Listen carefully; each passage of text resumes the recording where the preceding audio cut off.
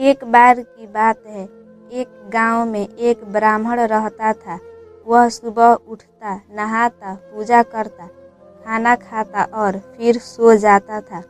उसके पास किसी भी चीज की कमी नहीं थी।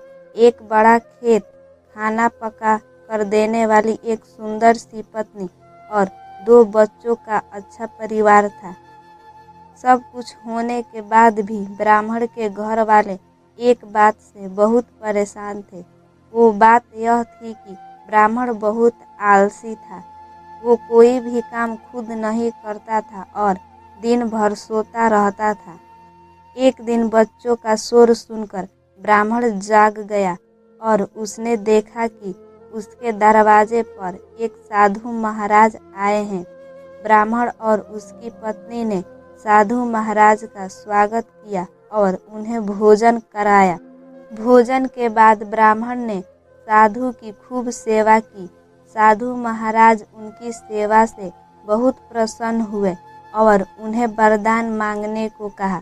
ब्राह्मण ने वरदान मांगा कि मुझे कोई भी काम न करना पड़े और मेरी जगह कोई और मेरा काम कर दे।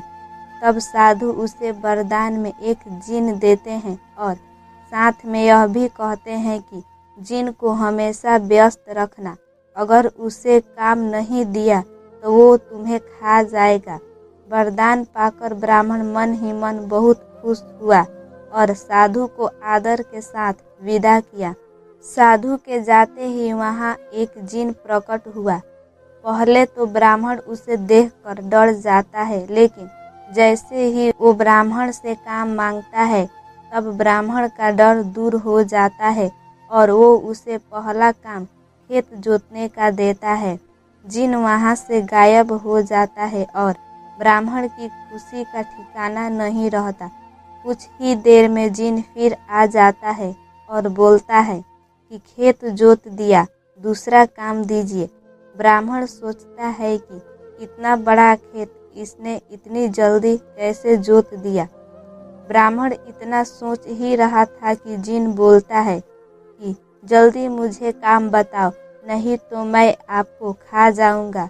ब्राह्मण डर जाता है और बोलता है कि जाकर खेतों में सिंचाई करो। जिन फिर वहां से गायब हो जाता है और थोड़ी ही देर में फिर आ जाता है। जिन आकर बोलता है कि खेतों की सिंचाई हो गई, अब अगला काम बताइए।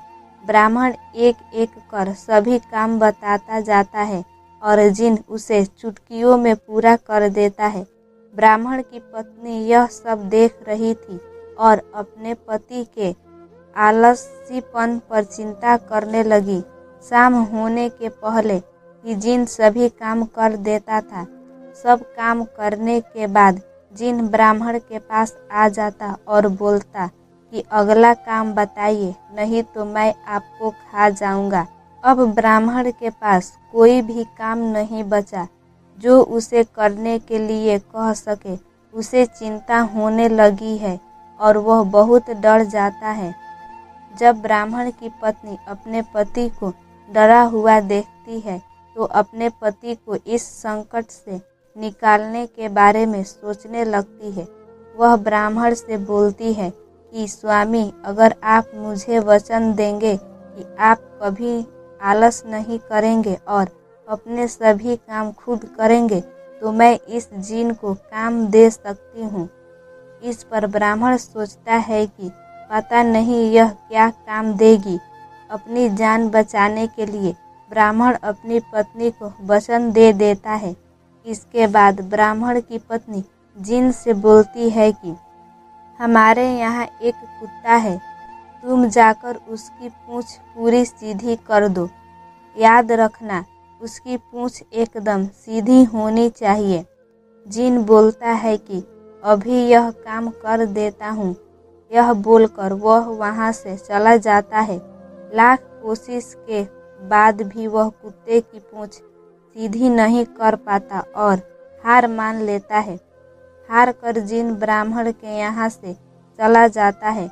उस दिन के बाद से ब्राह्मण अपने आलस को छोड़कर सभी काम करने लगता है और उसका परिवार खुशी खुशी रहने लगता है।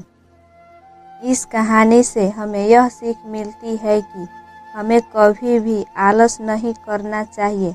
आलस करने से हम मुसीबत में फंस सकते हैं, इसलिए हमें आलस छोड़कर अपना काम खुद ही करना चाहिए।